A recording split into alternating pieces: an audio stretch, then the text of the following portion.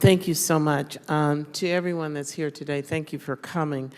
There is, I feel, a very direct need to address the term overbooking.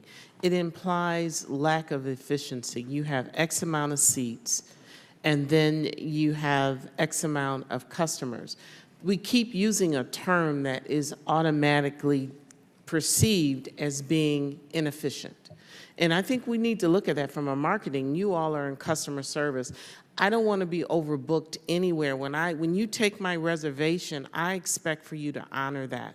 That's just a whole marketing piece that I think this industry needs to look at. You need to relabel it or call it something else.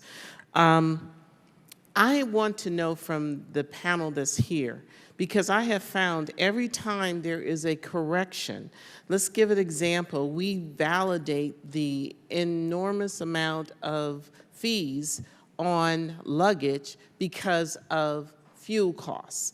And now we're saying, now I heard today that we're able to give lower passenger fees because we charge more for luggage. Are we going to now see an increase justified by the fact that now if I take you out of a flight, I will give you up to $10,000? So can I expect a justification for an increase in travel based on these new policy that you all are taunting? Because to give me $10,000 for kicking me off a flight is a lot of money, because I don't know too many tickets that cost $10,000. So am I now going to hear from my customers that the prices of our plane tickets have gone up as a result of this enormous response to something that was totally inappropriate? And then the last thing I want to put, and then you can answer. I am always so frustrated by the frustrated staff. When there are delays, when, you know, I've had the counter clerk be so hostile to the point where she says, don't ask me any more questions, I'm telling you everything I know. And she or he are overwhelmed. And I had an example, and it was none of you that's here, where the flight attendant stopped the line of boarding because he wanted to take the orders of the first class for their drink orders and said, would you please wait here and stretch for a minute? I need to take care of them, and backed up the loading. But we need to understand, and some of you seemed a little frustrated by the questions.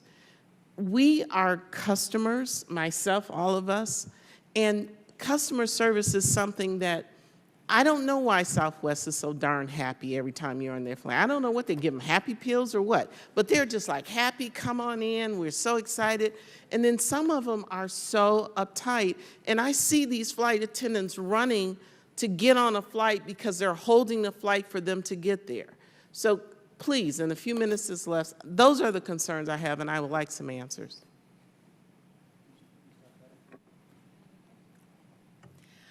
We as leaders of airlines, we own the morale and the mood of our teams, and we know that, and we accept that responsibility. And it is our responsibility to take care of our teams, make sure they know we care about them, that we've provided the right tools, the right resources, the right support to deliver. But do you recognize you need to improve in that area? Absolutely, we recognize that we need to improve, which is why that we're here today. I apologize if we've seemed frustrated with questions, because it's really my honor to come and reiterate Americans' commitment to serving our customers. I'm glad to hear that. I'm glad to hear that. Can someone address will there be an increase as a result of this new policy?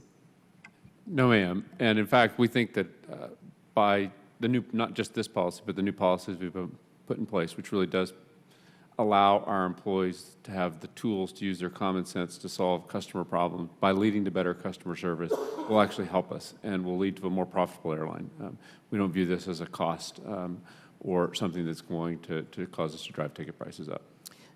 Mr. McGee. Yes, thank you, Congressman.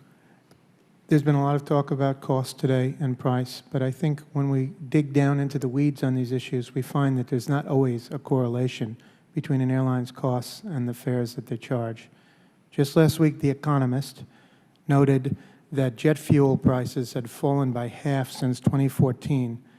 The profit per passenger for airlines in Europe is $7.84. The profit per passenger for airlines in North America is $22.40, 3 times more.